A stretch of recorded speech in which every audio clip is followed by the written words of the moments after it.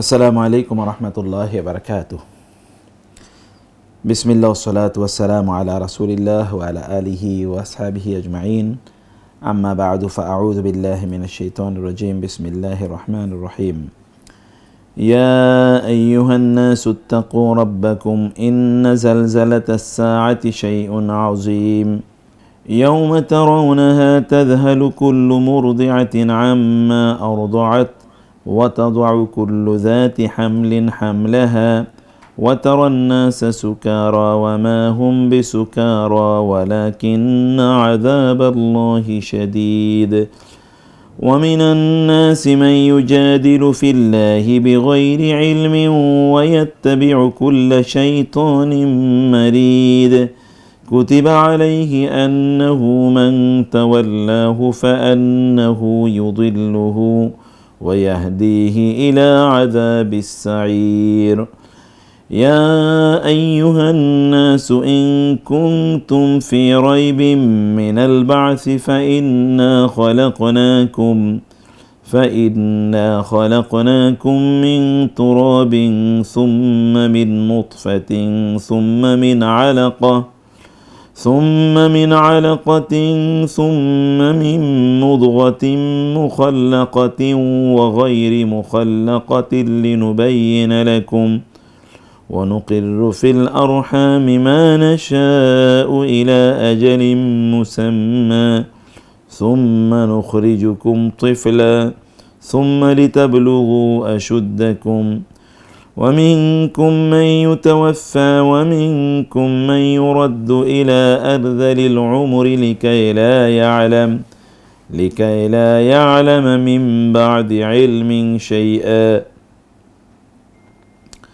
وترى الأرض هامدة فإذا أنزلنا عليها الماء اهتزت وربت وأنبتت من كل زوج بهيج ذلك بأن الله هو الحق وأنه يحيي الموتى وأنه على كل شيء قدير وأن الساعة آتية لا ريب فيها وأن الله يبعث من في القبور ومن الناس من يجادل في الله بغير علم ولا هدى ولا كتاب منير ثاني عطفه ليضل عن سبيل الله له في الدنيا خزي ونذيقه يوم القيامة عذاب الحريق ذلك بما قدمت يداك وأن الله ليس بظلام للعبيد ومن الناس من يعبد الله على حرف فإن أصابه خير اطمأن به وإن أصابته فتنة انقلب على وجهه خسر الدنيا والآخرة ذلك هو الخسران المبين يدعو من دون الله ما لا يضره وما لا ينفعه ذلك هو الضلال البعيد يدعو لمن ضره أقرب من نفعه لبئس المولى ولبئس العشير إن الله يدخل الذين آمنوا وعملوا الصالحات جنات تجري من تحتها الأنهار إن الله يفعل ما يريد من كان يظن أن لن ينصره الله في الدنيا والآخرة فليمدد بسبب إلى السماء ثم ليقطع فلينظر هل يذهبن كيده ما يغيظ وكذلك أنزلناه آيات بينات وأن الله يهدي من يريد. الله أكبر. سبحان الله بحمده سبحان الله العظيم وبحمده أستغفر الله. আলহামদুলিল্লাহ ওয়াসসালাতু ওয়াসসালামু আলা রাসূলিল্লাহ ওয়া আলা আলিহি ওয়া সাহবিহি আজমাইন। মহান আল্লাহ সুবহানাহু ওয়া তাআলা শুকর আদায় করছি যিনি আমাদেরকে সুন্নাহ ট্রাভেলসের সুন্নাহ ট্রাভেলস এর উদ্যোগে আয়োজিত আজকের এই আলোচনায় অংশগ্রহণের তৌফিক দান করেছেন। রাসূলুল্লাহ সাল্লাল্লাহু আলাইহি ওয়াসাল্লামের উপর দরুদ এবং সালাম বর্ষিত হোক। আল্লাহুম্মা সাল্লি ওয়া সাল্লিম আলা নবিয়িকা মুহাম্মদ, আল্লাহুম্মা সাল্লি আলাইহি, আল্লাহুম্মা বারিক আলাইহি। আমি ভাবছিলাম এবং শরীফ ভাইকেও বিষয়টা বলে রাখছি এখন, তাহলে যে সূরা হাজ নিয়ে আমার মনে হয় আমরা একটা সুন্দর আলোচনা সেশন করি। আজকে শুরু হলো এটা, কিন্তু এটাকে আরও সুন্দর করে এবং সিস্টেম্যাটিক্যালি জিনিসটাকে আমরা করার চেষ্টা করি। আমরা 4-5টা সেশন করি যেন পুরো সূরাটি আমাদের হৃদয়ঙ্গম করতে পারি, আমরা একেবারে মন মগজে যেন ঢুকে যায়। শুরুতে আমি যদি বলতে চাই যে সূরাতুল হাজ, সূরাটির নাম যদিও সূরাতুল হাজ, কিন্তু আল্লাহ সুবহানাহু ওয়া তাআলা কিয়ামতের আলোচনা দিয়ে শুরু করেছেন। So what is the relation between কিয়ামতের আলোচনা এবং সূরাতুল হাজ বা হজ? এটা আপনি জানেন, আমাদের দেশে কথা প্রচলিত আছে যে আরাফাতের ময়দান এটা হাশরের ময়দানের মতো। হাশরের ময়দানে যেটি হবে যে লোকেরা সেখানে একাকী তারা উপস্থিত হবে, সেখানে তাদের আমলনামাগুলো আল্লাহ সুবহানাহু ওয়া তাআলা এর সামনে উপস্থাপন করা হবে। এরকম বিষয় ঠিক তেমনিভাবে আরাফাতের ময়দানেও মানুষ একাকী হাশরের ময়দানে যেমনিভাবে সাদা শুভ্র কাপড়, মানে মৃত্যুর পর মানুষের তো সেটি পোশাক, তো ঠিক আর কোনো পোশাক নাই, ঠিক আরাফাতের ময়দানেও মানুষ কিন্তু ওই সাদা পোশাকেই তারা সেখানে আছে। এখানেও তাদের একমাত্র টেনশন বা কনসার্ন হলো আল্লাহ সুবহানাহু ওয়া তাআলা এর পক্ষ থেকে ক্ষমা অর্জন করা। যেমনিভাবে হাশরের ময়দানে আমাদের দুনিয়ার আর কোনো কিছু মাথায় থাকবে না। সেদিন আমরা আমাদের সম্পদ কোথায় আছে, আমাদের পোস্ট পদবি কী ছিল, আমাদের স্বামী স্ত্রী বাবা মা বাড়িঘর ব্যবসা বাণিজ্য কৃষি খামার কোথায় কী আছে, সেগুলো কি হয়েছে, এটা আমাদের মাথায় থাকবে না, চিন্তা করবে না কেউ, ভাববেও না, ভাবনার কোনো সুযোগই নেই হাশরের ময়দানে। ঠিক তেমনিভাবে আমরা আরাফাতের ময়দানে বা এই হজের এই সিজনে যখন আমরা বিভিন্ন কাজগুলো করি, আমাদের এরকম সব কিছু থেকে গেট ডিসকানেক্টেড ফ্রম এভরিথিং। এখনকার এই যুগে তো ধরুন আমরা আপনার ইন্টারনেট কানেক্টিভিটি ইত্যাদির কারণে অথবা ধরুন কমিউনিকেশন সুপার হাইওয়েতে বসবাস করার কারণে পৃথিবীর যে কোনো প্রান্ত থেকে অন্য প্রান্তে মুহূর্তের মধ্যে আমরা যোগাযোগ করতে পারি, কিন্তু ওই সময় ব্যাপারটা এমন ছিল না। সেখানে এখন থেকে 1500 বছর আগে, কেন আমি যদি 50 বছর আগের কথাও বলি, মানুষ হজ করতে গিয়েছে, সেখান থেকে তারা ফিরে আসবে, অথবা সেখানে তারা কী অবস্থায় আছে, অসুস্থ হয়ে পড়লো কিনা, কেউ কোনো খবর পাওয়ার কোনো সুযোগই ছিল না।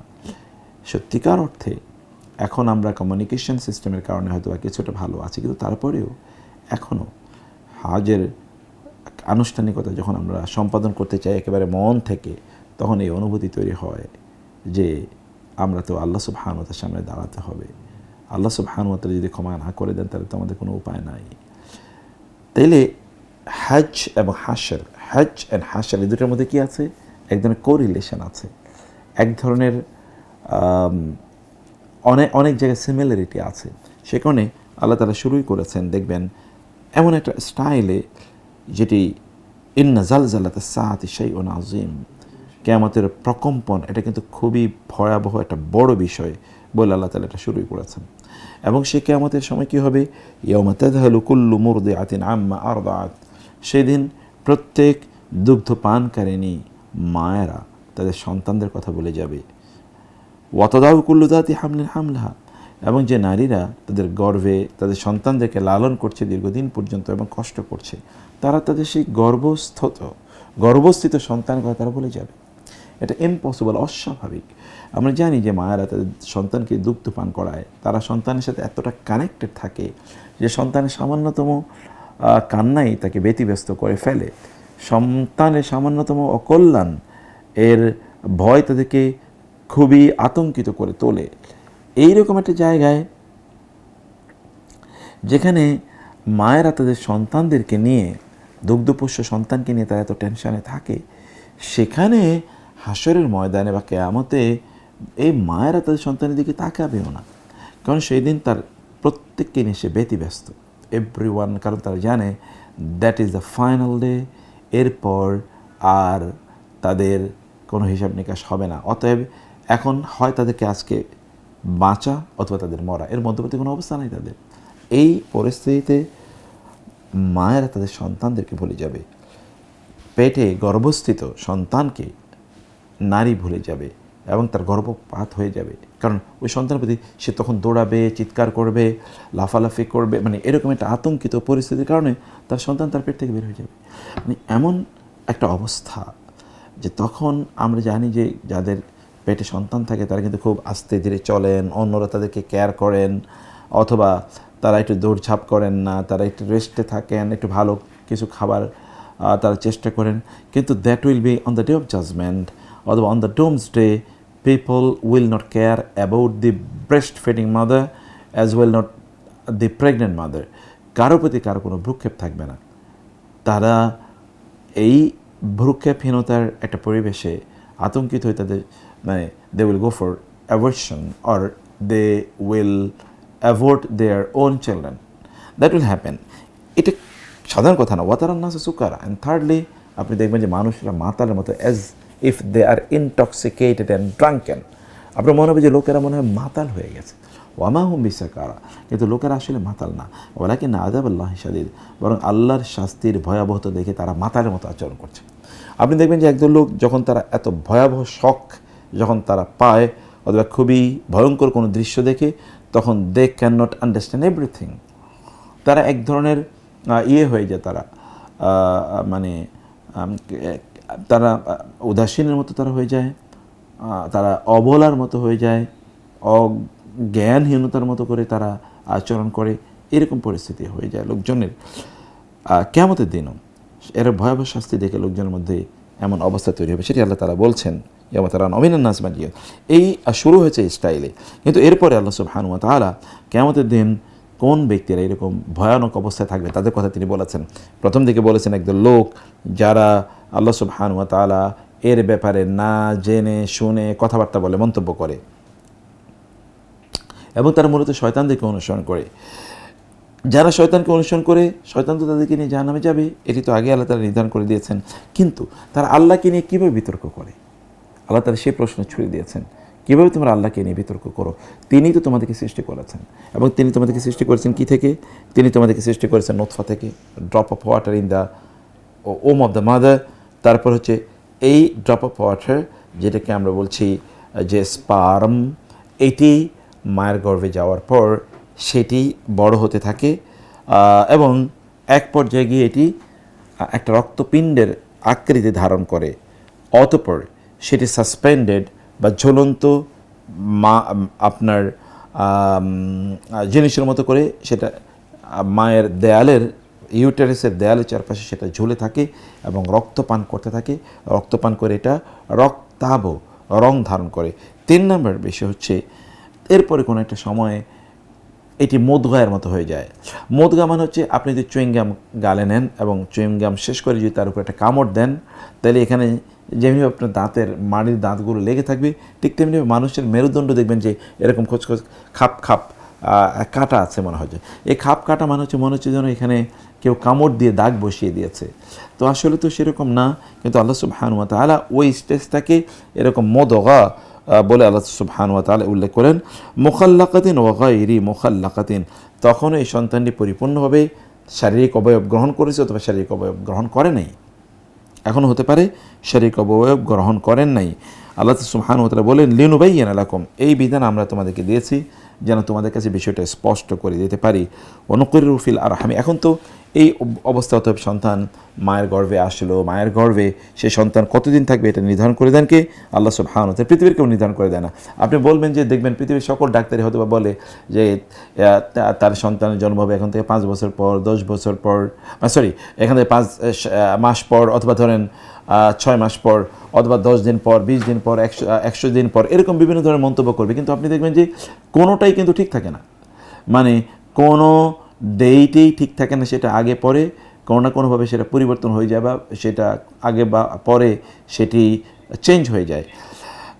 আল্লাহ সুবহানাহু ওয়া তাআলা তিনি মানুষের এই সৃষ্টির বিভিন্ন ধাপ এর কথা আলোচনা করতে গিয়ে তিনি বললেন, এরপর মায়েদের গর্ভে তাদেরকে একটা নির্ধারিত সময় পর্যন্ত রেখে দেই, যেটি কেবলমাত্র আমি জানি বলে আল্লাহ তাআলা, মানে তিনি জানেন বলে তিনি নির্ধারণ করেছেন। অতঃপর তিনি সুম্মা নুখরিজুকুম তিফলা, এরপর তোমাদেরকে একজন শিশু আকারে মায়ের পেট থেকে তোমাদেরকে বের করি, সুম্মা লিতাবলুগু আশুদ্দাকুম, তারপরে তোমাদেরকে অবকাশ দিয়ে দেই যে তোমরা বড় হও এবং তোমরা তোমাদের এই দুনিয়া পরিচালনা করে। এরকম আল্লাহ সুবহানাহু বলেছেন, সুম্মা লিতাবলুগু আশুদ্দাকুম মিনকুম মান ইউতাওয়াফা মিনকুম মান ইউরাদ্দু ইলা আরযালিল উমর, তোমাদের এর মধ্যে কেউ কেউ মারা যায়, আবার কেউ একেবারে বার্ধক্যে পর্যন্ত পৌঁছে, একেবারে নিরেট বার্ধক্যে গিয়ে পৌঁছে, খাঁটি বার্ধক্যে পৌঁছে, যেটি তার জন্য এমন যে রেকারে আলামের মাদ এলমিন শাইআ, তখন সে কিন্তু এর আগে অনেক কিছু জানতো কিন্তু এখন সে কোনো কিছুই জানে না, এমন একটা অবস্থা তৈরি হয় তার জন্যে।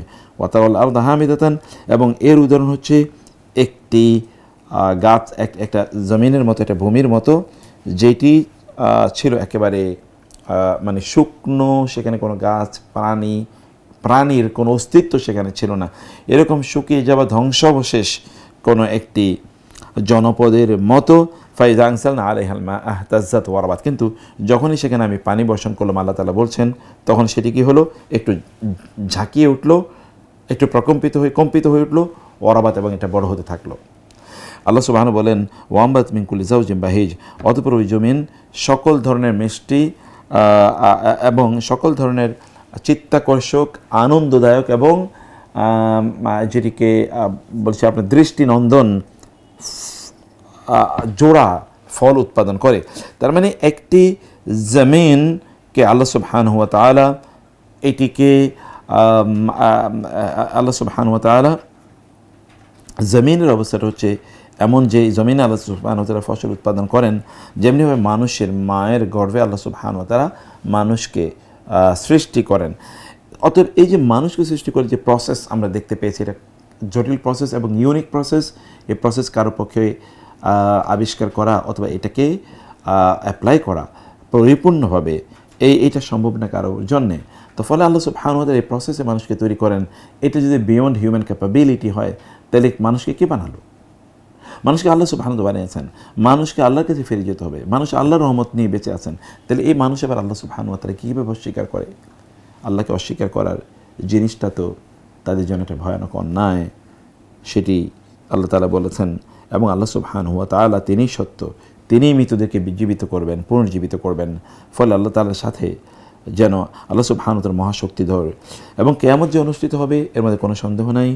আল্লাহ সুবহানাহু ওয়া তাআলা মানে মাটিতে যারা শুয়ে আছেন, অর্থাৎ যারা মারা গিয়েছেন, সবাইকে আল্লাহ সুবহানাহু ওয়া তাআলা একত্রিত করবেন। এখন দেখেন সব ইস্যু কিন্তু কার সম্পর্কে? কিয়ামত সম্পর্কে। কিয়ামত অনুষ্ঠিত হবে, সেদিন আপনাকে সকল কাজের জবাবদিহি করতে হবে, কারণ আপনি এই পৃথিবীতে একটি মিশন নিয়ে এসেছেন, সেটি আপনি কতটুকু সম্পাদন করলেন। কিন্তু এখান থেকে দূরে সরিয়ে দেওয়ার জন্য শয়তান আমাদেরকে কাজ করে অব্যাহতভাবে। শয়তান আমাদেরকে আল্লাহর পথ থেকে ছিনিয়ে নিয়ে যেতে চায়। আল্লাহ সুবহানাহু ওয়া তাআলার পথ থেকে যেন শয়তান আমাদেরকে ছিনিয়ে না নিতে পারে, শয়তান যেন কোনো কুযুক্তি দ্বারা করাতে না পারে, সেজন্য হিউম্যান বিংসের বার্থ সাইকেলটা এখানে আল্লাহ সুবহানাহু ওয়া তাআলা উল্লেখ করলেন, যে মানবের সৃষ্টি কোন সাইকেলে হয়ে থাকে, মানে কোন পদ্ধতিতে হয়ে থাকে, সেটি তিনি বললেন। এর মাধ্যমে তিনি আমাদেরকে এটি জানিয়ে দিলেন যে আল্লাহ সুবহানাহু ওয়া তাআলা এর ব্যাপারে কোনো তর্ক বিতর্ক করা যায় না, তার অস্তিত্বের ব্যাপারে।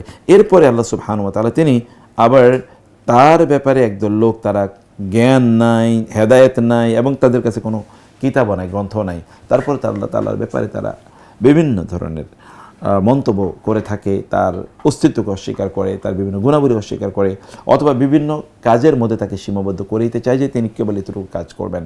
মানে এই লোকজনের মানুষ একদল লোকের পরিস্থিতি হচ্ছে এরকম একটি অবস্থা। আল্লাহ সুবহানাহু ওয়া তাআলা বললেন, একদল লোক তারা আরেকদল লোক যারা আল্লাহর ব্যাপারে ঝগড়া করে বা বিতর্ক করে, তাদের কোনো জ্ঞান নাই। এখানে আল্লাহ তাআলা বলছেন তারা আল্লাহর ব্যাপারে বিতর্ক করে, তাদের কোনো জ্ঞান নাই, তাদের কোনো হেদায়েত নাই, এবং স্পষ্ট কোনো কিতাবও তাদের কাছে নাই। অতএব যা তারা করে এগুলো সবই হচ্ছে বানোয়াট, এগুলোর কোনো ভিত্তি নাই।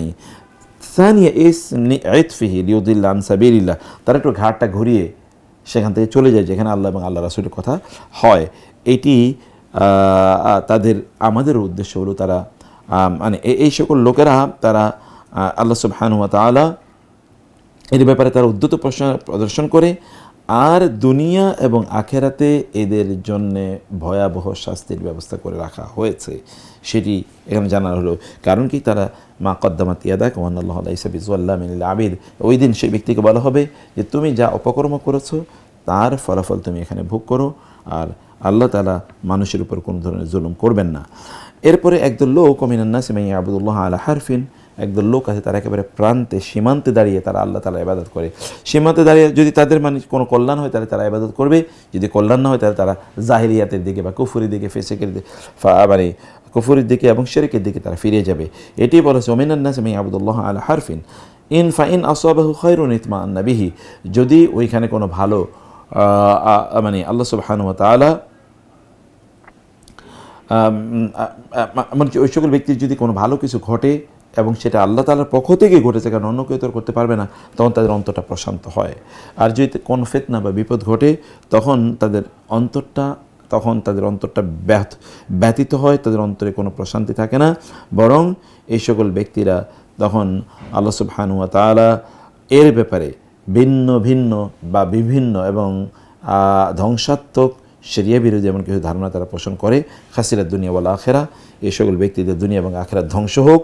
যালিকা হুয়াল খুসরান মুবিন, আর দুনিয়া এবং আখিরাত ধ্বংস, বিশেষ করে আখিরাত ধ্বংস হলে এর চেয়ে উত্তম, এমন এর চেয়ে ভয়াবহ আর কী ধ্বংস হতে পারে, বা এর চেয়ে ভয়াবহ আর ক্ষতি কী হতে পারে, এর চেয়ে ভয়াবহ তোর কোনো ক্ষতি হতে পারে না। সেই কথা এখানে আল্লাহ সুবহানাহু ওয়া তাআলা করলেন, ইয়াদউ মিন দুনিল্লাহি মা লা ইয়াদুররুহু ওয়া মা লা ইয়ানফাউহু যালিকা হুয়াদ দালাল বাঈদ। এরা আল্লাহকে বাদ দিয়ে অন্য কাউকে ডাকে যারা তাদের কিছুই করতে পারবে না। বরং ইয়াদউ লামান দারহু আকরাবু মিন নাফিহি লাবিসাল মাওলা ওয়া লাবিসাল আশির, বরং এই সকল জিনিস যার তারা উপাসনা করে আল্লাহকে বাদ দিয়ে, সেগুলো তো তাদের কোনো ক্ষতি করতেই মানে কল্যাণ করতেই পারবে না, বরং যদি তারা কিছু করতে পারে তাহলে ক্ষতি করতে পারবে, বরং তারা পারলে ক্ষতিই করতে পারবে, কল্যাণ কিছুই করতে পারবে না। অতএব তারা সেগুলোকে বাদ দিয়ে তারা আল্লাহকেই তাদের উপাস্য হিসেবে গ্রহণ করুক। তো এই তো হচ্ছে আপনার 13তম আয়াত পর্যন্ত এই আলোচনা আছে যে কিয়ামত অনুষ্ঠিত হবে, লোকেরা এই দুনিয়াতে কী কী কাজ করেছিল তার উপর ভিত্তি করে কিয়ামতে তার অবস্থান তৈরি হবে। এই দুনিয়াতে একদল লোক আল্লাহ সুবহানাহু ওয়া তাআলা এর সাথে মানে আল্লাহর অস্তিত্বকে তারা অস্বীকার করেছে, অথবা আল্লাহ সুবহানাহু ওয়া তাআলা এর বিভিন্ন গুণ বা কার্যকলাপগুলোকে তারা অস্বীকার করেছে। এদের মূল কারণ হলো যে কেন তারা এটা করেছে, কারণ তাদের কাছে কোনো দলিল নাই, কোনো প্রমাণ নাই, অথবা তারা এক না কুযুক্তি এখানে স্থাপন করে। আল্লাহ সুবহানাহু বলেন, না তোমাদের যুক্তি দিচ্ছি তোমাদেরকে, কারণ যেমন তোমাদেরকে সৃষ্টি করেছি, কোন সাইকেলে তোমাদেরকে সৃষ্টি করেছি, এই সাইকেলটা একবার চিন্তা করে দেখো। তো আল্লাহ সুবহানাহু সেই সাইকেলের কথা বলেন। কিন্তু তারপরেও আরও কিছু লোক আছে যারা আল্লাহ তাআলার অস্তিত্বকে তারা অস্বীকার করে, অথবা আল্লাহ তাআলার অস্তিত্বকে নিয়ে তারা বিভিন্ন ধরনের প্রশ্ন তারা করে থাকে। এই সকল লোকদের ব্যাপারেও আল্লাহ সুবহানাহু ওয়া তাআলা জানালেন যে এরা আসলে একটা প্রান্ত সীমায় দাঁড়িয়ে তারা আল্লাহর ইবাদত করে, তারা যে কোনো সময় পথ পিছলে সমুদ্রে অথবা এই যে গর্তের মধ্যে তারা পড়ে যাবে। আল্লাহ এবার নিজে যুক্তি দেন যে আমি যে তোমাদেরকে সৃষ্টি করলাম, যেটা তাদের হিউম্যান ক্রিয়েশন সাইকেল, যেটা তিনি বললেন, এই সাইকেলের মধ্যে অনেকগুলো আপনার প্রমাণ আছে, যে প্রমাণগুলো আল্লাহ সুবহানাহু ওয়া তাআলার অস্তিত্বের জন্য খুবই জরুরি। প্রথম দিকে আলোচনা করা হয়েছে। এই আলোচনা করার পরে এরপরে আল্লাহ সুবহানাহু ওয়া তাআলা তিনি ঈমানদারদের কথা বলেন। এতক্ষণ তিনি বেঈমানদের যারা আখিরাতের প্রতি বিশ্বাস করে না তাদের কথা তিনি বললেন, এবং তাদের কথা বলতে গিয়ে তিনি মুমিনদের কথা বললেন, তাদেরকে তিনি জান্নাতে প্রবেশ করাবেন, যে জান্নাতের এই মর্যাদা রয়েছে সেগুলো বলার পর এরপরে আমরা দেখি যে আল্লাহ সুবহানাহু ওয়া তাআলা তিনি এরপরে নিয়ে আসলেন মানে বাইতুল্লাহ জিয়ারত করা। ইন্নাল্লাযীনা কাফারু ওয়াসাদ্দু আন সাবিলিল্লাহি ওয়াল মাসজিদিল হারাম আল্লাযী জাআলনাহু লিন-নাসি সাওয়াআনিল আকিফু ফীহি ওয়াল বাদ ওয়া মান ইউরিদ ফীহি বিলহাদিন বিযুলমিন নুযিকহু মিন আযাবিন আলীম। এরপর আল্লাহ তাআলা বাইতুল্লাহর বা যেখানে যেই ঘরটাকে কেন্দ্র করে হজ বা ওমরা সংগঠিত হয় সেই ঘরের আলোচনা এবার আল্লাহ তাআলা বললেন, বরং তার প্রেক্ষাপটে আল্লাহ তাআলা বললেন যারা আল্লাহর ঘরে আল্লাহর ইবাদত করতে বাধা দেয় সে সকল ব্যক্তিদের অবস্থা কী হবে, যে তারা এর কারণে আল্লাহ তাআলার বিরাগ ভাজন হবে, তারা আল্লাহর ক্রোধের মধ্যে তারা নিমজ্জিত থাকবে, এবং তারা কোনোভাবেই তারা কল্যাণে কোনো জীবনযাপন তারা করতে পারবে না। বরং আল্লাহ বলেছেন ওমাই ইউরিদ ফিহি বিইলহাদিন বিযুলমিন নুযিকহু মিন আযাবিন আলীম।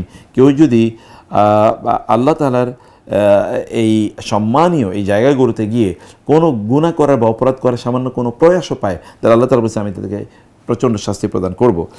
এরপরে এই যে এটা কিন্তু বাইতুল্লাহর কিছু মর্যাদার কথা উল্লেখ করার পর এরপর বাইতুল্লাহ কে নির্মাণ করেছেন সেই আলোচনায় বাওয়া'না লিইব্রাহিমা মাকানাল বাইতি, বাইতুল্লাহ নির্মাণ করার নির্দেশনা দেওয়া হয়েছে ইব্রাহিম আলাইহিস সালামকে। শর্ত হলো একটা যে লা তুশরিক বি শাইআ, আমার সাথে কাউকে শিরক করবে না। ওয়া তাহির বাইতি লিত-তায়িফিনা ওয়াল আকিফিনা ওয়াল কায়িমিনা ওয়ার রুকআস সুজুদ, যে তোমরা বাইতুল্লাহকে তোমরা মানে ইব্রাহিম আলাইহিস সালামকে আল্লাহ সুবহানাহু ওয়া তাআলা বললেন যে তিনি বাইতুল্লাহ নির্মাণের জায়গাটা আল্লাহ তাআলা ইব্রাহিম আলাইহিস সালামকে চিনিয়ে দিলেন। ইব্রাহিম আলাইহিস সালাম সেখানে বাইতুল্লাহ নির্মাণ করলেন তার সন্তানকে নিয়ে, যেটা সূরা বাকারায় আমরা দেখেছি। এরপরে আল্লাহ সুবহানাহু ওয়া তাআলা ইব্রাহিম আলাইহিস সালামকে কিছু নির্দেশনা প্রদান করলেন যে এই বাইতুল্লাহর হেফাজতের জন্য, সংরক্ষণের জন্য তারা কী কী করবেন। এর মধ্যে একটা হলো যে ওয়াইজ বাওয়া'না লিইব্রাহিম মাকান আল বাইতি আল্লা তুশরিক বিশাইয়া, যে ইব্রাহিম আলাইহিস সালামের জন্য ওই জায়গাটি নির্ধারণ করে দেওয়ার পর তাকে বললাম, এক নম্বর তুমি আমার সাথে কোনো শিরক করতে পারবে না। দুই নম্বর হচ্ছে ওয়াত্তাহির বাইতি লিত-তাওয়াফিনা ওয়াল কায়িমিনা ওয়ার রুকা'i সুজুদ, তুমি আমার ঘরটাকে মানে তাওয়াফকারী এবং এতেকাফকারী, রুকুকারী, সেজদাকারী এই সকল ব্যক্তিদের মাধ্যমে পরিপূর্ণ, এটাকে পবিত্রতা মানে এদের জন্য এটাকে পবিত্র করো। তারা যেন সেখানে যেতে পারে, এতেকাফকারীরা সেখানে যেতে পারে, যারা নামাজ আদায় করবে তারা যেতে পারে, যারা রুকু দেবে তারা যেতে পারে, যাকে সেজদা দেবে তারা যেতে পারে। এই সবগুলো আলাদা আলাদা করে উল্লেখ করা হয়েছে যে মানুষের মধ্যে যত আপনার ডিফারেন্স অফ অপিনিয়নই থাকুক না এখন, আলটিমেটলি তারা সেখানে যাবে এবং এই কাজগুলো তারা করবে। এই ইব্রাহিম আলাইহিস সালামকে বললেন যে বাইতুল্লাহ নির্মাণ করার জন্য। বাইতুল্লাহ নির্মাণ শেষ, এবার আল্লাহ তাআলা ইব্রাহিম আলাইহিস সালামকে নির্দেশ প্রদান করলেন ওয়াইজ বাওয়া'না মানে কি বলে ওয়াজিন ফিন নাসি বিল হাজ্জি, আপনি মানুষের মাঝে হজের ঘোষণা দিয়ে দেন।